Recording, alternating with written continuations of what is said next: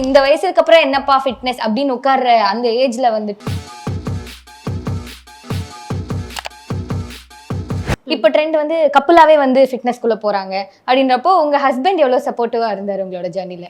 50s வந்து நான் இவ்வளோ நச்சுன்னு இருக்கேன்னா அதான் எனக்கு காம்ப்ளிமெண்ட் அண்ணே. எனக்கு வந்து ஒரு பெருமை. 50 வயசு ஆகியும் இன்னைக்கும் சின்ன திரை நடிகையான இவங்க ஃபிட்டா வளம் வந்துட்டு இருக்காங்க. அது மட்டும் இல்லாம ஒரு இன்டர்வியூல இவங்கள பத்தி சில விஷயங்களும் பகிர்ந்திருக்காங்க. அத பத்தி நமக்கு இப்போ தெளிவா பார்க்கலாம். சின்ன திரையில கிட்டத்தட்ட 20 வருஷத்துக்கு மேல 18 வருஷத்துல சன் டிவில மட்டுமே சின்ன திரை சீரியல்ல நடிகையா வளம் வந்த பர்சன் அப்படின்னு சொன்னா கௌதமி வேமநாதன் தான். சொன்ன உடனே அடடா இவங்க வில்லியா நடிப்பாங்களே அவங்க தானா அப்படிங்கிற மாதிரி கண்டிப்பா நமக்கு ஞாபகம் வரும். சோ அவங்க வில்லியா நடிச்சதுனால என்னென்னலாம் அவங்க வாழ்க்கையில நடந்துச்சு அப்படின்னு ரீசெண்டா ஒரு இன்டர்வியூல அவங்க ஷேர் பண்ணிருக்காங்க. அதுதான் இப்ப பார்க்க போறோம். கிட்டத்தட்ட 20 வருஷமா வெள்ளியா கேரக்டர்ல நடிச்சிட்டு வந்து இன்னைக்கு புகழ் பெற்றுட்டு வந்துட்டு இருக்க பர்சன் தான் கௌதமி வேமநாதன். குறிப்பா திருமதி செல்வம் அப்படின்னு எடுத்துக்கிட்டாலே அதுல ஹீரோவோட சித்தியா அவங்க ஆக்ட் பண்ணிருப்பாங்க.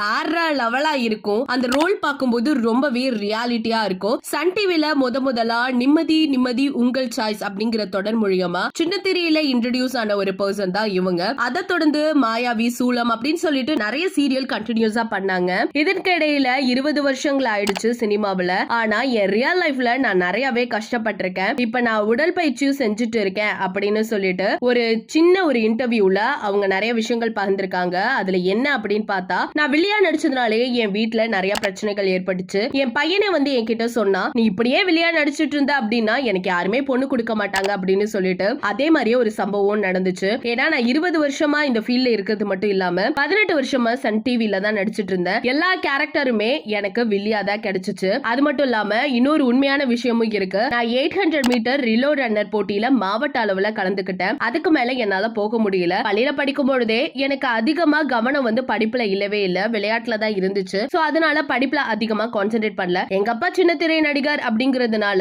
அவருக்கு ஒரு வாய்ப்பு கிடைச்சிச்சு. அதனால என்னையும் வரியான்னு கேட்டாரு. சரி நானும் வரேன் அப்படின்னு சொல்லிட்டு அன்னையில இருந்து நான் சீரியல் நடிக்க ஆரம்பிச்சேன். திருமணத்துக்கு அப்புறமும் நடிச்சேன். அப்ப என் கேரக்டர் பார்த்த எல்லாருமே இவங்களுக்கு வில்லி தான் கரெக்டா இருக்கும்னு சொல்லிட்டு அதையே கொடுத்துட்டாங்க. வில்லியாவே நடிச்சு மக்கள் மனதுல இடம் பிடிச்சேன். ஆனா ஒரு சில இடத்துல எனக்கு நிறைய அசிங்கமும் வந்திருக்கு. ஏன் இப்பெல்லாம் நடிக்கிற அப்படிங்கிற மாதிரிலாம் எனக்கு கேட்டிருக்காங்க.